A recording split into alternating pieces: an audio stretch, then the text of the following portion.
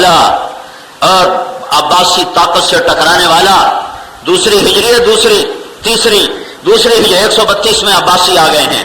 تو ابھی تیسری صدی شروع نہیں ہوئی ہے اور مامون پٹڑی سے اترا ہے اور اعتزال اور خلق قرآن کا وہ قائل ہوا ہے اور بشر مریسی کو مفتی بنایا ہے اور معتصم نے اس کے بعد قیامت توڑ دی اہل سنت والجماعت پر.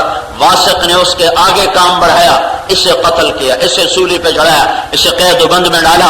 احمد بن حنبل رحمت اللہ علیہ وہ ایسا دور تھا کہ ساری اسلامی سلطنت سہم چکی تھی. معتصم ایسا طاقتور انسان تھا، اپنی 2 انگوٹھا اور انگلی میں یوں آدمی کو کلائی پکڑ کے یوں توڑ دیتا، ایسے کر کے کلائی توڑ دیتا تھا. ان پڑھ تھا، گنوار تھا، علم نہیں تھا.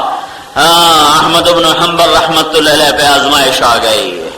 ایک طرف جان ہے، ایک طرف اسلام ہے، اور اکثر علماء یا شہید ہو گئے یا اپنی جانیں بچا کے بھاگ گئے تھے، دور نکل گئے تھے، دارالسلطنت چھوڑ گئے تھے.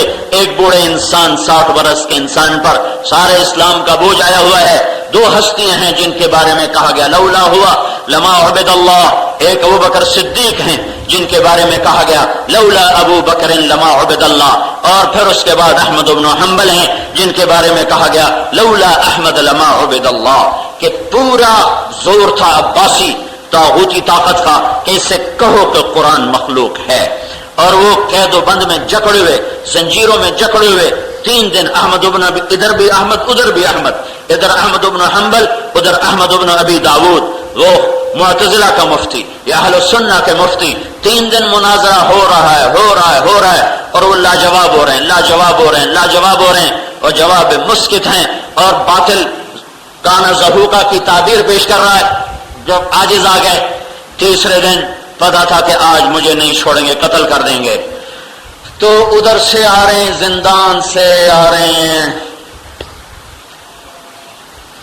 اور عباسی سلطنت کے عقوبت خانے کی طرف سفر ہے. چھتوں پر بھی لوگ چڑھے ہوئے ہیں کہ دیکھو آج کیا ہوتا ہے. اور یہ اندر ہی اندر کہتے جا رہے ہیں بوڑھا ہو گیا ہوں، بنی عباس کے کوڑے نہیں سہ سکوں گا، تو میں بھی کیوں نہ جان بچا لوں جیسے اوروں نے جان بچائی. یہ دل میں خیال آ رہا ہے کہ مجمع میں ایسے ایک دم ایک آواز آئی، ہلچل سی مچی. تو کیا دیکھا ایک بڑا لمبا تڑنگا جوان ہے اور مجمع کو چیرتا ہوا آ رہا ہے. قریب پہنچ کہنے لگا احمد تعارفونی، احمد مجھے جانتے ہو؟ کہا نہیں. کہا انا ابو الہیثم، میں ابو الہیثم ہوں، بغداد کا سب سے بڑا چور ڈاکو بدماش. بنو عباس کی پولیس کے رجسٹر میں لکھا ہوا ہے میں 118 کوڑے کھا چکا ہوں اب تک اور میں نے باطل کو نہیں چھوڑا. دیکھو کہیں عباسیہ کے کوڑوں سے حق نہ چھوڑ دینا، کہیں بنو عباس کے کوڑوں کے ڈر سے حق.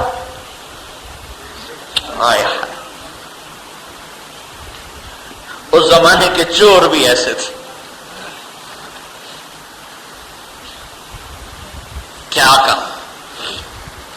تو امام احمد بن حنبل فرماتے میرے اندر جیسے ایمان کی لہر دوڑ گئی، میں نے ارادہ کر لیا کہ ہم میری بوٹی بھی کر دیں گے تو میں حق سے نہیں ٹلوں گا.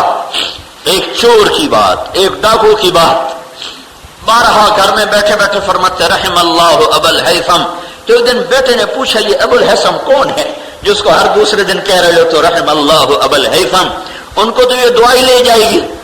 تو پھر یہ سارا قصہ سنایا کہ ابو الہیثم بغداد کا سب سے بڑا ڈاکو اور چور تھا، مجھے یہ نصیحت کر گیا جس نے میرے اندر ایمان کو بھر دیا. جب اندر پہنچے تو وہی منظر تھا. احمد ابی داود نے کہا اس پہ حجت تمام ہو چکی، اس کے سر اڑا دیا جائے، یہ باغی ہے اور دین کا بگاڑنے والا ہے. اور اس کو یہ ڈر تھا کہ اس کو گردن اڑاؤں، گردن اڑانے سے ہچکچاتا تھا. بڑھاپا بھی دیکھ رہا ہے. نے کہا کوئی ہے جو کوڑے مار کے اس بوڑھے کو ختم کر دے. تو ایک حبشی نے کہا جو میرے 10 کوڑے ہاتھی بھی کھا لے تو مر جاتا ہے، میرے 10 کوڑے ہاتھی بھی کھا لے تو مر جاتا ہے. کہ تو آ. اس نے آ کے کوڑے مارنے شروع کیے ہیں. 10 کا عدد پار ہو گیا اور کوڑے لگ رہے ہیں اور کرتا تو تھا ہی نہیں، بوٹیاں اڑنا شروع ہو گئیں، خون بکھرنا شروع ہو گیا. تہمت ڈھیلا ہوا تو کہ اللہ مجھے ننگا ہونے سے بچانا. جدھر تہمت تھا وہیں معلق ہو گیا، کھل گیا تھا لیکن وہیں کھڑا ہو گیا، اور